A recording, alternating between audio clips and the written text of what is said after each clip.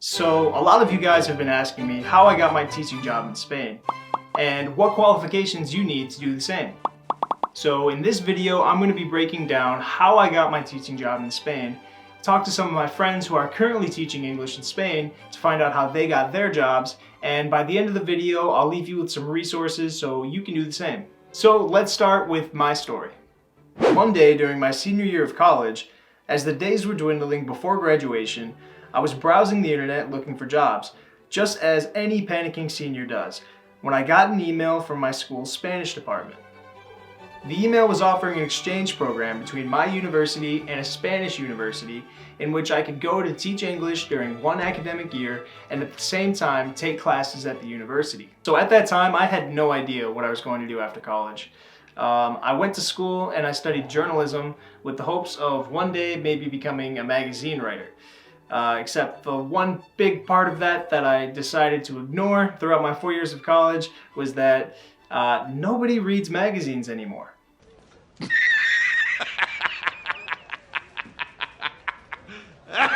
But I had one saving grace, and that was my Spanish minor.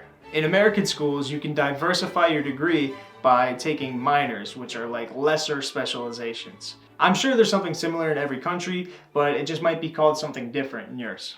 So that's why I got contacted by the Spanish department at my university. I applied to the program with my only real qualifications being that I was due to graduate that year and I was a native English speaker. Honestly, when I applied, I never thought I would actually get selected for the program. I thought for sure they would pick like a Spanish major or somebody who was an education major or had some experience teaching or better Spanish than I had. But no, I got selected, and just like that, I had the opportunity to move to Spain and teach English in a university for one academic year. And the rest is history. I enjoyed the program so much that I stayed for a second year, but not everyone is so lucky as me as to literally have an opportunity fall right into their lap, or rather their inbox. So I talked to some of my friends who are teaching English in Spain to find out how they got their positions. So let's see what they had to say.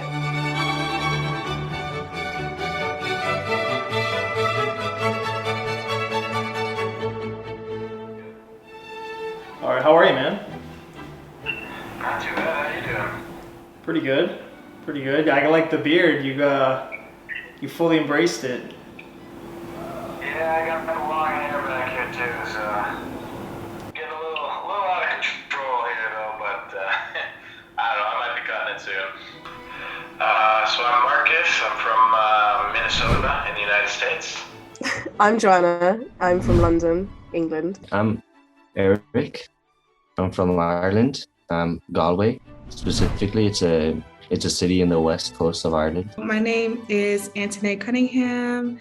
I am from Charlotte, North Carolina. So what do you do? So right now I am a language assistant in Cuenca, Spain. Spanish brought me all the way here to Madrid, Spain, where I work as an English language assistant. I'm an English teacher in an English academy in Castellón. I'm a student right now. I study at the University of Nottingham. Last year you were an English teacher in Spain, right? Yeah, I taught adults, so from 16 to basically whatever. How do you do, fellow kids? How did you get involved in that? So my university was tied to the British Council. So essentially I applied for the assistantship through them. And then the British Council, they have links with the Spanish government as well.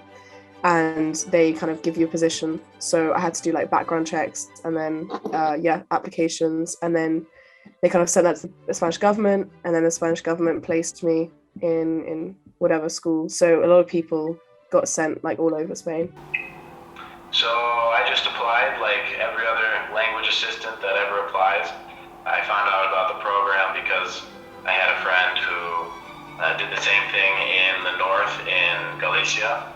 So that is the Auxiliares de Conversación through the ministry or the regional government here. Since I had studied to be a Spanish teacher in the US, I wanted to come over to Spain and be able to live here and experience the lifestyle more than when I had studied here in college. I got the job from a applying to all the academies that there were in Castellón, basically. And the way I did that was I just searched up online academies in Castellón, and I just sent my CV to all their emails. It's with the beta program. Essentially, I just went on their website and I filled out the application. From there, I got like an email maybe within a few days, and they had some interview questions. You had to prepare a lesson plan.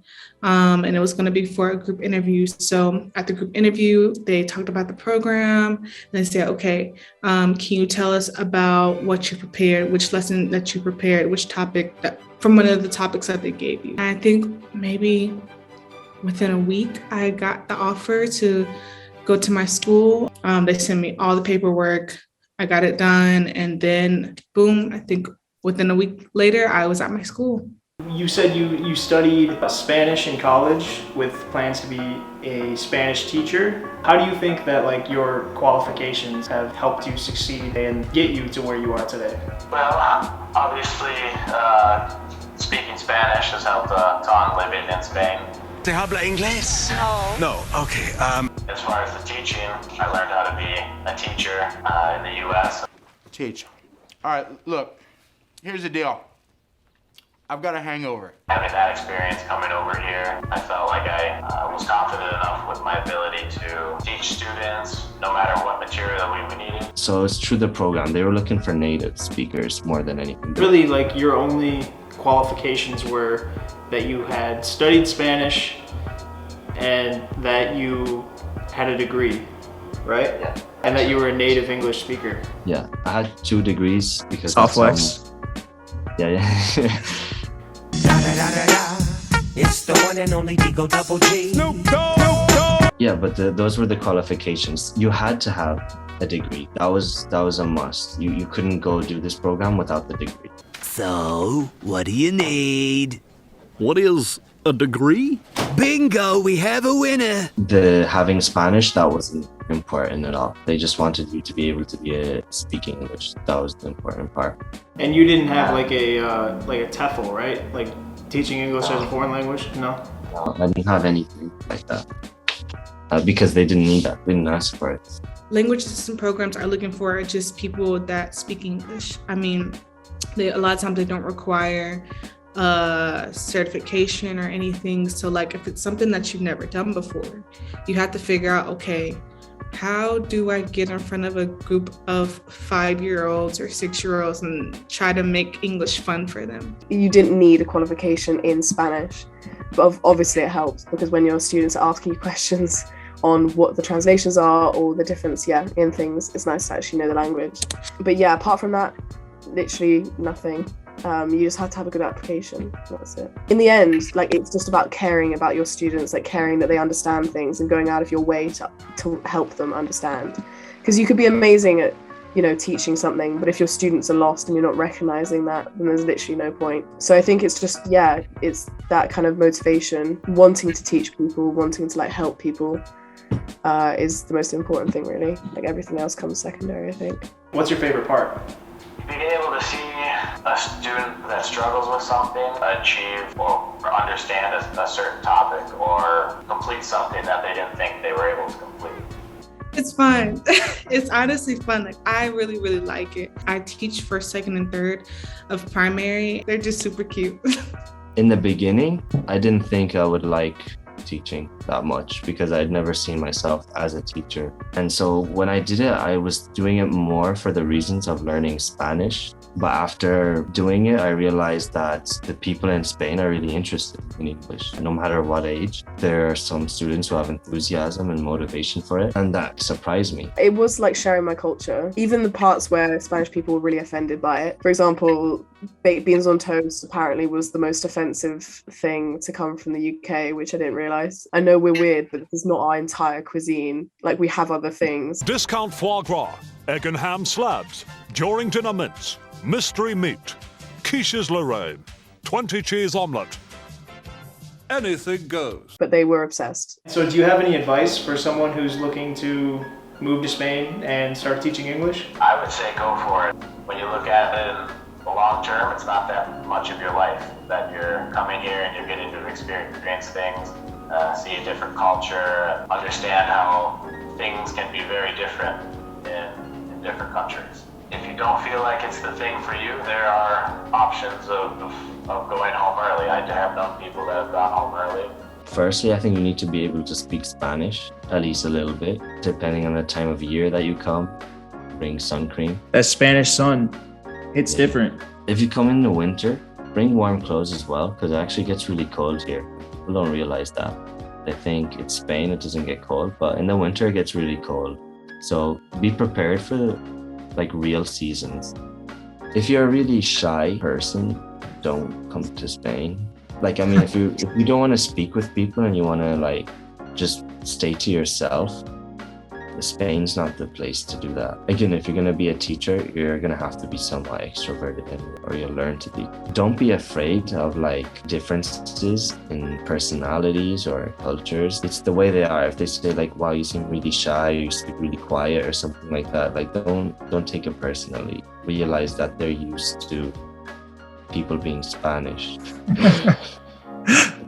I would say to have a plan. Okay, this is how I get my visa. Okay, this is, how I plan to get over there. This is, the airlines that I'm looking at. This is the price range I'm going to be looking at. Once I get over there, I'm going to be staying in this Airbnb for how many weeks or hostel for how many weeks. And this is how I plan to get a house, like plan these things out. Planning and preparation, I think, is key. I say just literally throw yourself in, and throwing yourself into meeting people, being open-minded, doing things you wouldn't normally do within legal bounds, please. In general, just, like it's Spain, it's crazy, it's fun. And I think as an English person, we can be a bit restrained. So it was kind of fun to go there and be like, okay, I can be stupid, I can be fun here. So I wanted to ask also, as an African-American woman living in Spain, what's that experience like, especially in like a big city like Madrid? Such a good question. Thank you for asking. So I used to live in Cuenca. It's where we first met. I think that was challenging for me because it wasn't that many Black women here, Black people in general. Here in Madrid, I think it's a lot better because Madrid is a very international city. Like it's a lot of different people here. And I feel like I have a community of Black people and African-American women that I know. I still am in Europe. Majority of people are white. So I have issues, and there's things that I have to deal with. It can be difficult sometimes, but I think it's better in Madrid, like a big city that's international, than a smaller city. Okay. And like specifically, like as a woman, do you feel like, is it safe in Spain? Go alone? I feel so much safer here. Just speaking as a woman, like it's incredible. Like I know it's one of the concerns that my family had for me, my friends had for me coming here.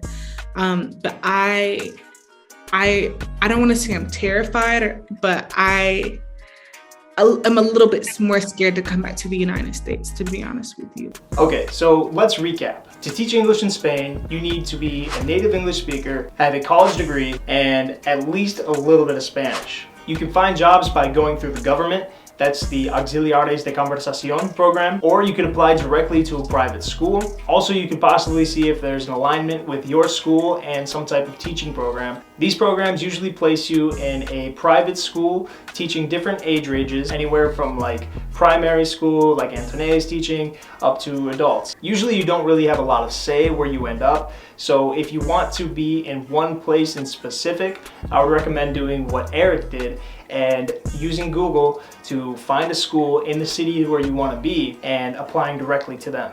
So you need those three things: native English speaker, college degree, and a little bit of Spanish, and you can teach English in Spain. So what if you don't have a college degree? That's where the TEFL comes in handy. If you have a teaching English as a foreign language certificate, you can leverage that to get jobs in Spain. You can find tons of programs that offer these certificates online.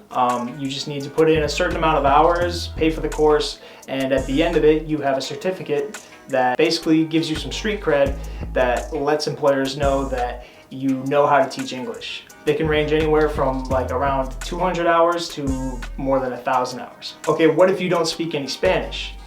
Well, as you saw in the video, it's not that important for teaching. A lot of the times in these programs, they encourage you not to use Spanish, to speak to your students only in English so that they sort of have to learn. It's sort of like a sink or swim mentality, which doesn't always work because sometimes your students just stare at you with a blank face and they just need you to say it in Spanish. What if you're not a native English speaker?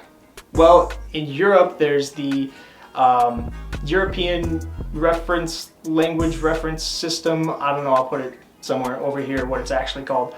But this is a system with different grades of how well you speak a language and have understanding of a language. If you want to teach English in Spain and you don't have native English, you could get a C2 certificate in English. So that would imply taking a test and proving that you have a high enough level of English that you can teach it. So once you have your job lined up, you applied, they offered you the job, you got everything set, you're still gonna have to deal with a lot of bureaucracy. That's just part of moving to another country, no matter what country it is. So luckily there's a website that will do all that bureaucratic stuff like getting your visa, getting translations, apostils, all of that they will take care of. It's called bureaucracy.es. They've actually given me a link that you guys can use if you decide to use their service, and you will get, I believe, 10% off. Honestly, like I wish I had something like that when I was moving to Spain because it was just so many steps,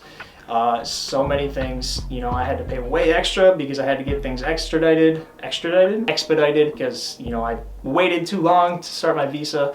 It's a whole process. Bureaucracy.es kind of just takes care of it all for you. You pay a flat fee and they do the rest. So if you feel inclined, use my link down below and get a discount. All right, so that is it. Hopefully this video was helpful, useful. You learned something, got you some ideas. If you enjoyed the video, please hit the like button, subscribe for more lifestyle, travel related content, and leave a comment letting me know. Do you want to see a video of like a visa process, like what you need to do to get your Spanish visa? All right, thank you for watching. And as always, give travel. Bye guys. All right, so hey man, how's it going? It's great. Yeah? Let's do that again. Let's do that again. Sorry. No, that's fine, literally. I'll just edit it. So yeah, No, I don't want you to have to edit so much. It's gonna be too much work for you. Do it again. Do it again. Editing is a bitch, man. I can do it better.